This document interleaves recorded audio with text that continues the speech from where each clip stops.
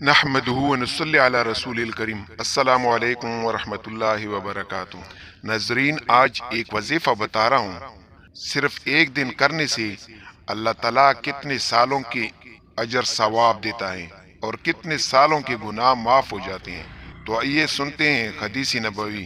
حضرت سہیل بن عبداللہ حضرت ابو ہریرہ رضی اللہ عنہ سے روایت فرماتے ہیں کہ حضرت محمد صلی اللہ علیہ وآلہ وسلم نے فرمایا کہ جمعہ کے دن عصر کی نماز کے بعد اپنی جگہ سے اٹھنے سے پہلے 80 مرتبہ یہ درود شریف پڑھیں تو اللہ تعالیٰ اس کے 80 سال کے گناہ صغیرہ معاف کر دیں گے اور 80 سال کی عبادت کا ثواب اس کے لیے لکھا جائے گا۔ وہ درود شریف کون سا ہے؟ بسم اللہ الرحمن الرحیم، اللہم صلی علی محمد النبی الامی وعلی آلہ وسلم تسلیما۔